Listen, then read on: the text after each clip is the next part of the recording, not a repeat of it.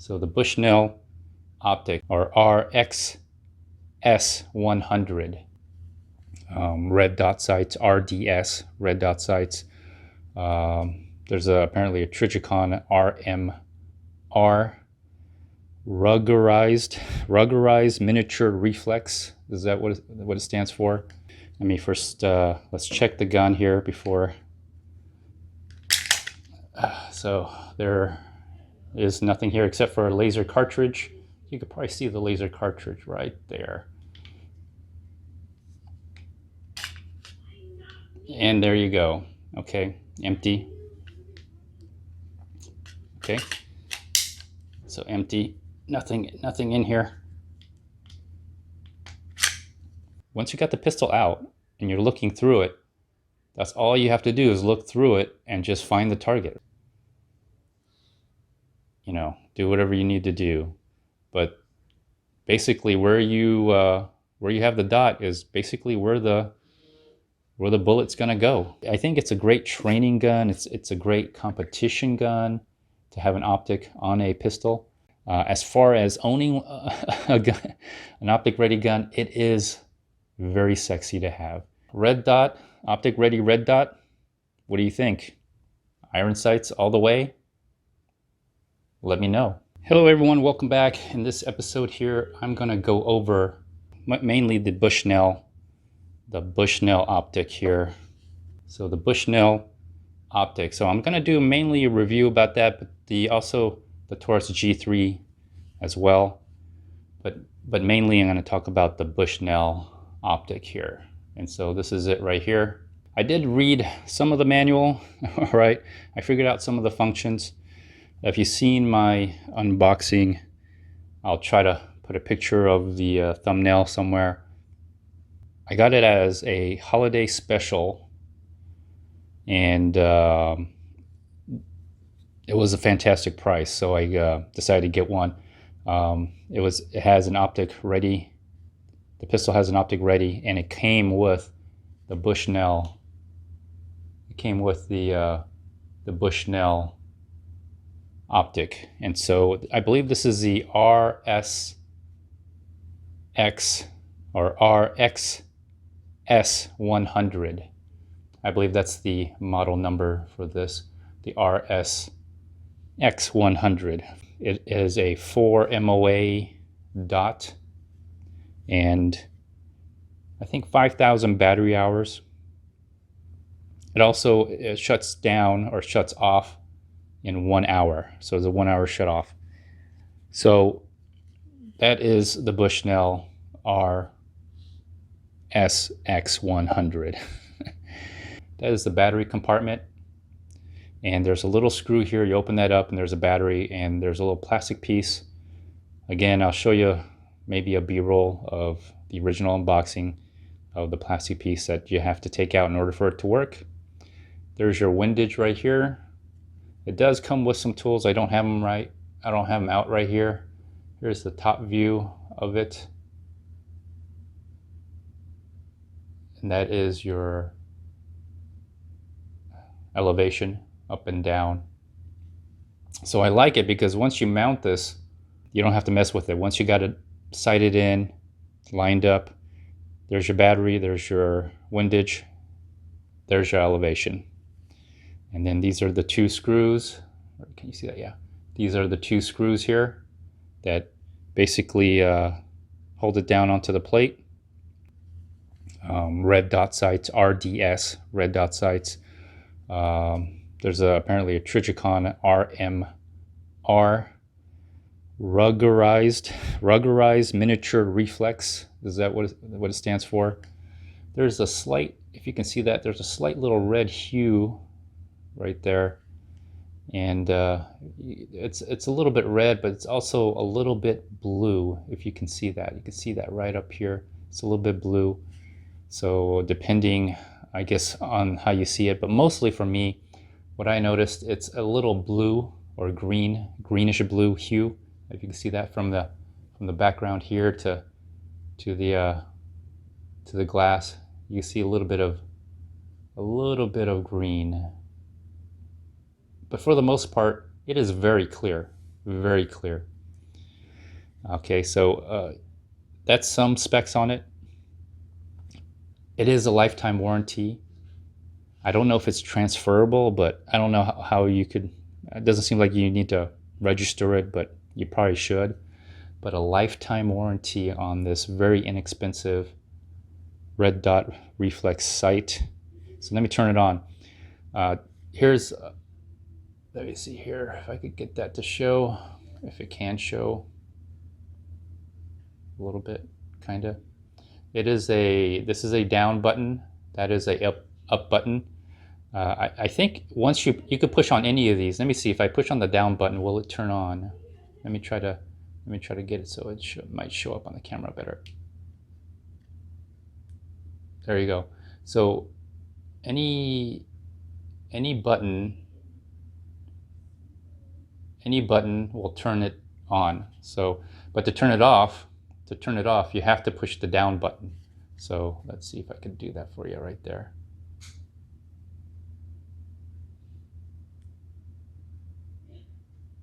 There. So hold on to it for a little bit, and the down button turns it off. So any button, if I push the up button, it will also turn it on. So any button should turn it on. There it is. Okay. And of course, the up and down button will lower and lower the intensity and higher the intensity of the red dot. So let's go down so you can kind of see.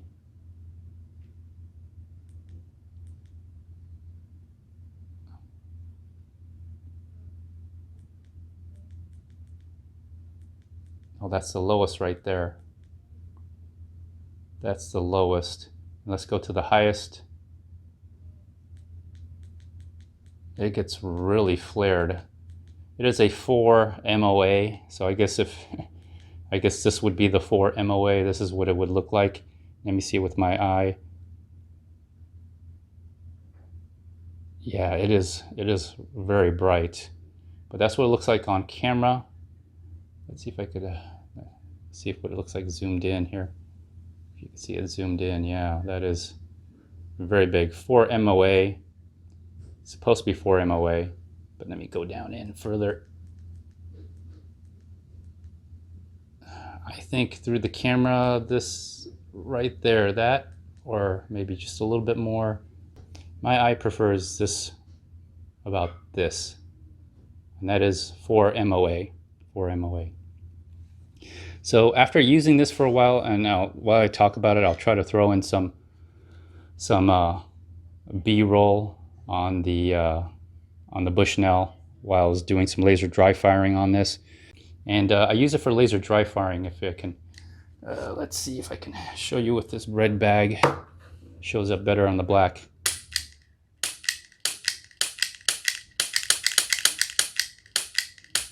So that's what I use it for, laser dry firing on the Mantis Academy, Mantis Laser Academy. I found it very useful just to get an idea of the performance of a red dot on a pistol, especially with an optic ready pistol. This is again the Taurus G3 Taurus optic ready option, and this is what I found about it. My experience with it. Now your experience may differ with this, okay? But as far as using a regular pistol like this one, iron sights, okay? As far as using iron sights, okay, there we go. You can see the red dot, and you can see you can kind of see the sights here. This gives you an idea of what it would look like. See, hold the gun up to the same length. You have to hold up gun. You have to hold the gun up higher. So if you look at the height of this regular G3, okay, no optic, it's not optic ready. It's very low profile, getting the sights lined up versus red dot. Where are you? There you are. Versus the red dot. You can see it's a higher profile. So the first thing I noticed that the red dot, the Bushnell, is heavier than the Taurus pistol, okay? The other thing I've noticed is, and let's check this one as well. Okay, and that's my laser G sight in here. So yeah, empty. And let's just put this out so you can see the laser. So again, so I compared these, I used these two pistols in the Laser Mantis Academy, okay, the laser dry fire app. And what I found was this is top heavy. It's a little heavier. So you're gonna have to get used to that extra little bit of weight, although it doesn't seem like a lot of weight. It's enough to exert more energy into controlling the pistol versus just iron sights that, well, it is the weight of the weight. The other thing I noticed is that it is top heavy. This thing is top heavy versus this. So when you have something that's a little top heavy, it creates more momentum, more movement, more energy to control that movement versus something like this where it doesn't. So just a little difference here, just a little enough to I wouldn't say be slower, but definitely you have to exert more energy in a red dot to get it on target. That's what I've noticed immediately. And you'll see that the most, you'll notice the most of that, or you'll notice, how can I say this? You will notice that the most when you're drawing from a holster, and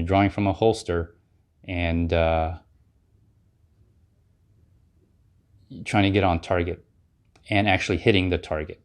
All right, it's only one shot. So I eliminated the recoil. I eliminated the drawing, actual drawing, because I had my hand already on it and I was just pulling and shooting.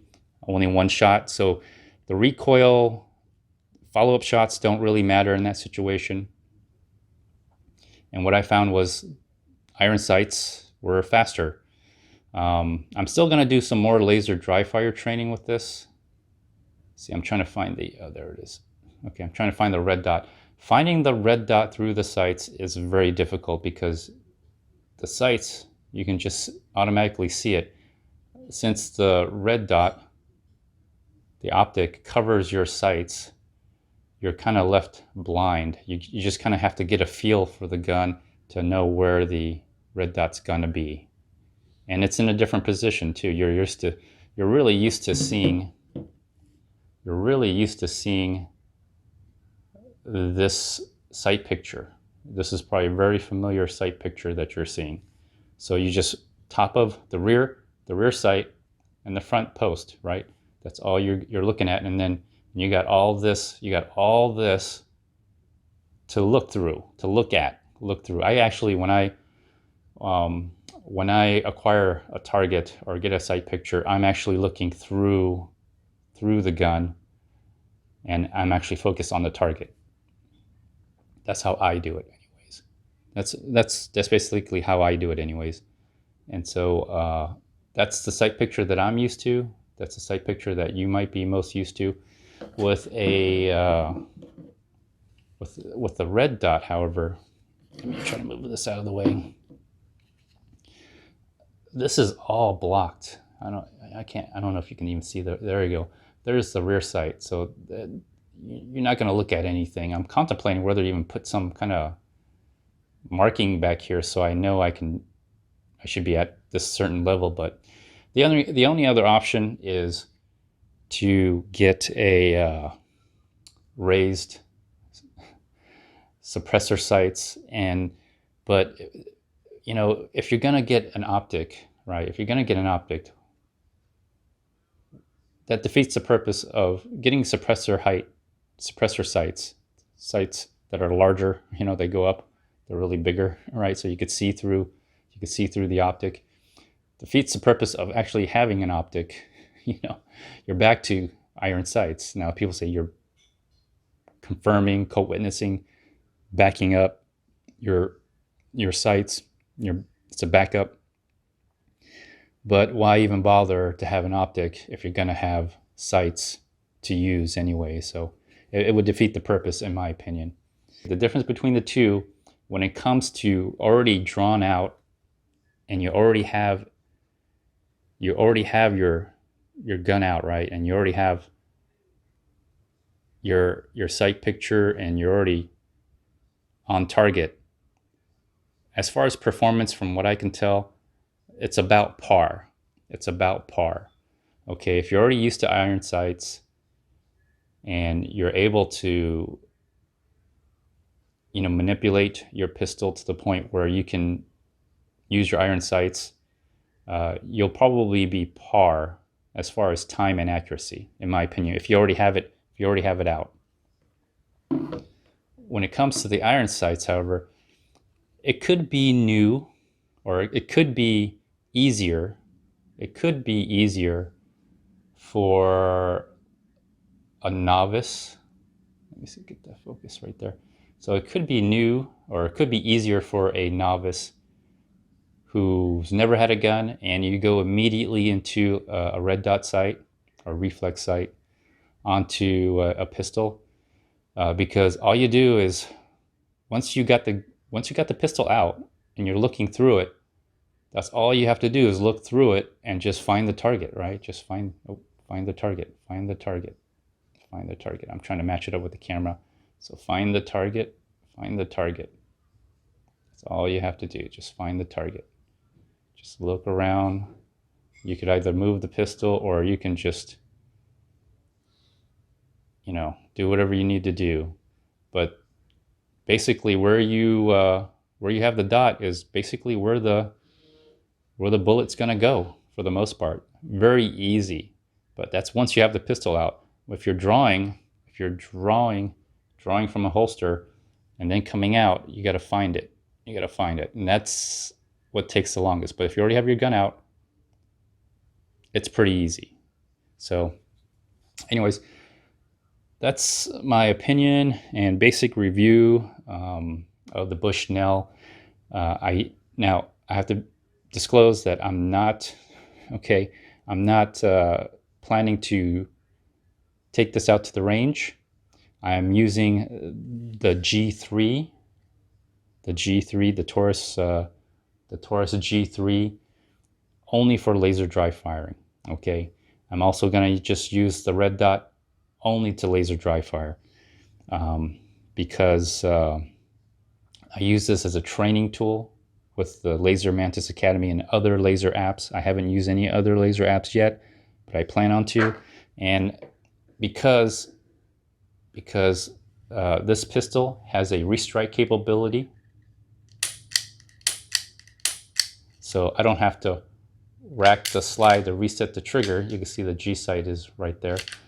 And then fire, right? Pull that trigger. I can just keep pulling that trigger. So I can train with the red dot. So that's what I use this pistol for. That's what I use this pistol for, and this red dot, and this ready optic gun, ready optic pistol. That's what I use it for mainly, just for training, laser dry fire training. That's it, and that's about far as I go. Will I carry this gun? Okay, that's the final question you're probably asking. Would you carry this gun as a everyday carry defensive gun? I would say no. I would say no for me. First of all, it requires a battery. There are other optics that is going to be motion sensitive. So as long as you're moving around, which if you're carrying this, you're always probably going to be moving around, it will turn on. It requires an intensive amount of battery use for that. One day it could just go out on you, and then if you don't have suppressor sights, or sights that are made to co-witness with the red dot, as a backup, then if you're at that point, what would be the point of having a red dot? Then you're just carrying around a very large set of sights. So it almost, I don't know, defeats the purpose. The other thing is holsters. Getting holsters with the red dot. I could find a holster, a generic holster for this pistol without a problem. It'll fit a lot of holsters, probably a lot of generic holsters, Uncle Mike's holsters. That's any nylon holster. However, with this pistol, you're going to have to find something that's going to make it work, because I don't think a general Uncle Mike's or any nylon holster is going to work with this because of the optic. That's the second one. All right. Third is it adds height. Okay, just it adds height, right? So it's heavier, slightly heavier, but still heavier, and it's a little bulky. And also it does weigh a little bit more. So I think it's a great training gun. It's a great competition gun to have an optic on a pistol. But would I carry it as self-defense? I would say no. I would not carry this as a self-defense pistol, mainly because it is just. I don't think it's right for me.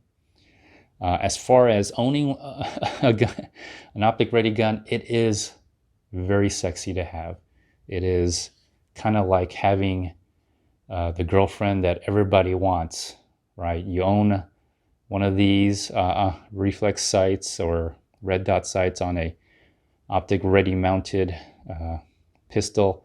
It is like the girlfriend that everybody wants. Once you have one of these, everybody wants your girlfriend. You know, everybody wants this gun or a gun with an optic. It is very popular, very trendy, but I think a lot of people have not put it through the test, have not quantified it. So from my findings, so conclusion is I would not carry it. And from my findings from laser dry firing, it is slower from the draw from a holster. And at least the 3 o'clock position, right side, okay, 3 o'clock position from a holster. And also it's the battery, it's a liability. You never know when it's going to go out. So those are my thoughts. I think it's cool to have. I own one now. I have an idea of what it's like to own a RDS, red dot sight, or RMR, ruggedized miniature reflex, if you're wondering what those stands for, because you hear a lot of people say RDS or Trijicon MRM. That's what it stands for. So basically, it's just a red dot. Okay, all right, a red dot sight or a red dot reflex sight. That's all it is. So battery is a liability. Anyways, this concludes this episode. I hope you got some useful information about red dots and optic-ready pistols. This is a very cheap, if you're interested in it and getting into it, Taurus is a very cheap, inexpensive gun. This Bushnell is probably $100 or less than $100, who knows. I got this on a holiday special. This Taurus came with, included the Bushnell RXS 100. Putting it on was very easy, very simple. And let's see if I can find that red dot. There it is. So that gives you an idea of the red dot if you want to take a better look at it. I'm trying to move in slowly so you can kind of get an idea of what it would like. What's it like to see through it? That's what it's like. Anyways, this is going to conclude this episode. Red dot, optic ready red dot. What do you think? Iron sights all the way? Let me know.